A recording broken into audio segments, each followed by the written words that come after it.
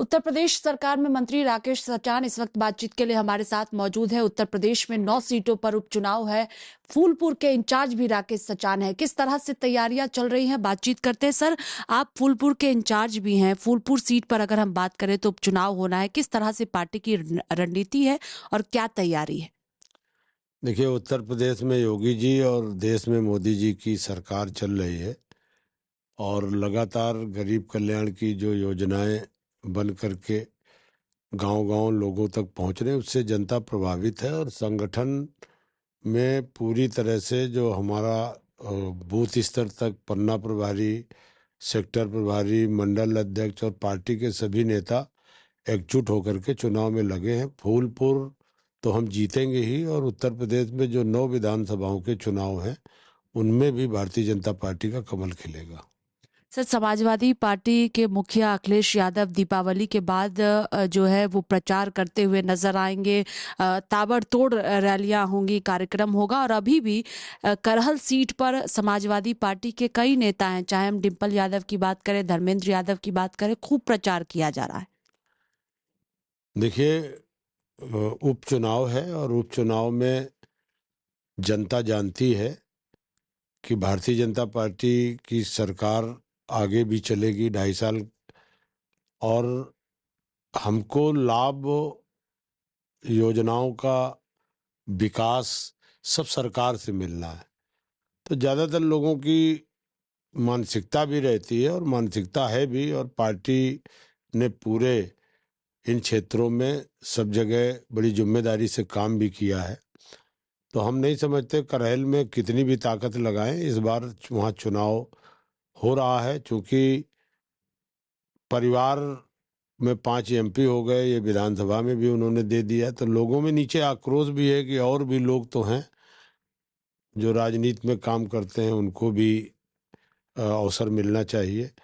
तो मैं ये मानता हूँ कि वहाँ चुनाव है, ज़बरदस्त चुनाव है, और करहल सीट उनके लिए जीतना इस बार आसान नहीं होगा। और अगर जनता ने थोड़ा सा रुख परिवर्तन किया तो भारतीय जनता पार्टी करहल सीट भी जीतने का काम करेगी। आप लोग जीत को लेकर आश्वस्त है, क्योंकि समाजवादी पार्टी के तमाम नेता कह रहे हैं कि लोकसभा चुनाव में जो नतीजे उत्तर प्रदेश में आए, बीजेपी को नुकसान हुआ।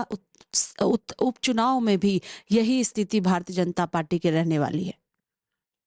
देखिए, लोकसभा में एक ऐसा माहौल इन्होंने बनाया, लोग गुमराह हो गए। अब कहीं कोई गुमराह होने वाले नहीं। अभी आपने देखा कि जिस तरह से पूरा माहौल हरियाणा में बना हुआ था, कोई भी मीडिया, चाहे प्रिंट मीडिया हो, इलेक्ट्रॉनिक मीडिया हो, सभी लोग, और यहाँ तक कि हमारे बाहर के कार्यकर्ता भी ये सोचने लगे थे कि नहीं, वहाँ सरकार हमारी नहीं बनेगी। लेकिन भारतीय जनता पार्टी ने बूथ स्तर तक काम किया, लोगों को जोड़ा, और योजनाबद्ध तरीके से चुनाव हुआ। और आपने देखा कि 2 चुनाव में जो हमें बहुमत नहीं मिला, तो उससे ज़्यादा सीटें मिली, और तिबारा भारतीय जनता पार्टी की सरकार बनी। और आगे भी अभी मध्य वहाँ पर आपका महाराष्ट्र में और जो झारखंड में चुनाव हो रहा है, वहाँ पर भी भारतीय जनता पार्टी सरकार बनाने जा रही है। और उत्तर प्रदेश में भी पूरी तरह से चुनाव भाजपा के पक्ष में है, और 100% कमल खिलेगा, और 9 की 9 सीटें भारतीय जनता पार्टी जीतेगी। आखिरी सवाल है कि मायावती, बसपा प्रमुख मायावती ने एक पोस्ट किया है और पोस्ट के जरिए कांग्रेस पार्टी और भारतीय जनता पार्टी पर निशाना साधा और कहा है कि आरक्षण के मुद्दे पर कांग्रेस और बीजेपी एक ही थाली के चट्टे बट्टे हैं। देखिए, आरक्षण जो न्यायपालिका का आदेश है, उसके अनुरूप सरकार काम कर रही है। और भारतीय जनता पार्टी दबे कुचले शोषित पीड़ितों को उनका हक उन तक पहुंचे, ये काम भारतीय जनता पार्टी करती रही है और आगे भी करेगी।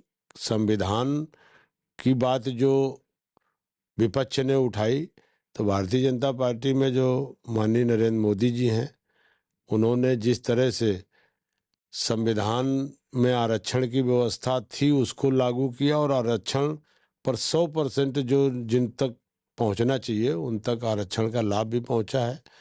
और मायावती जी ने जो ट्वीट किया है, अब वो कितना भी ट्वीट करें कुछ करें, उनकी पार्टी समापन की ओर है। आप देख रही हैं कि जिन दल की 2-2 बार सरकार रही हो, आज उनके पार्टी की क्या स्थिति हो रही है।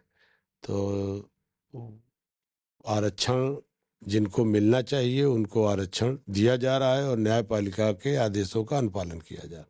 बहुत शुक्रिया बातचीत के लिए। देखिए, साफ तौर पर कहना है कि सभी 9 सीटों पर भारतीय जनता पार्टी की तैयारी है और बीजेपी उपचुनाव जीतने जा रही है। कैमरा पर्सन देवेंद्र के साथ स्वाति पाठक, भारत समाचार, दिल्ली।